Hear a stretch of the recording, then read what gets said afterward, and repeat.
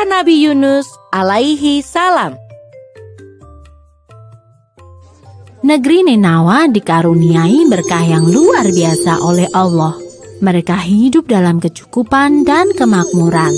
Namun sayangnya, mereka sama buruknya dengan kaum Bani Israel. Mereka menyembah berhala dan selalu saja mengabaikan dakwah Nabi Yunus, nabi yang diutus untuk menyadarkan penduduk Ninawa. Nabi Yunus terus berdakwah bertahun-tahun lamanya, tetapi penduduk Ninawa tetap tidak mau menerima ajaran Nabi Yunus. Bahkan mereka tidak takut terhadap ancaman azab atau siksaan dari Allah. Mereka tetap saja menyembah patung-patung dan benda-benda bertuah lainnya. Sikap membangkang penduduk Ninawa tersebut membuat Nabi Yunus marah. Hingga akhirnya Nabi Yunus memutuskan untuk hijrah ke negeri lain.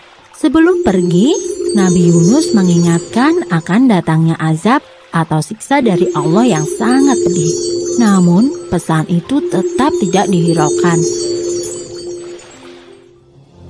Sepeninggal Nabi Yunus, hukuman dari Allah benar-benar datang. Gelombang panas datang menerjang, sawah dan ladang mengering, sungai tak lagi terisi air, hujan tidak turun, dan di tengah-tengah bencana itu, barulah penduduk Ninawa sadar bahwa perkataan Nabi Yunus itu benar, bahwa Allah adalah Tuhan semesta alam dan tiada Tuhan selain Allah. Sementara itu, Nabi Yunus menumpang sebuah perahu untuk pergi ke negeri seberang. Di tengah jalan, badai mengamuk membuat perahu terombang-ambing. Lama-kelamaan, air pun masuk ke dalam perahu. Untuk mengurangi beban perahu, nahkoda memerintahkan semua penumpang untuk membuang semua barang. Namun, kapal masih saja terguncang. Nahkoda pun memutuskan untuk membuang salah satu penumpang ke laut. Pengundian pun dilakukan. Ternyata, undian tersebut jatuh kepada Nabi Yunus. Hingga 3 kali berturut-turut, undian selalu jatuh kepada Nabi Yunus. Nabi Yunus ikhlas jika dirinya harus dibuang ke laut untuk menyelamatkan kapal. Dan Nabi Yunus pun meloncat ke laut yang mengganas karena badai. Kemudian Allah memerintahkan ikan paus untuk menelan Nabi Yunus. Nabi Yunus benar-benar ditelan oleh ikan paus. Kini ia berada di dalam perut ikan paus. Nabi Yunus terus-menerus berzikir dan berdoa kepada Allah untuk memohon ampunan. Setelah berhari-hari lamanya, barulah ikan paus itu menepi ke pinggir pantai.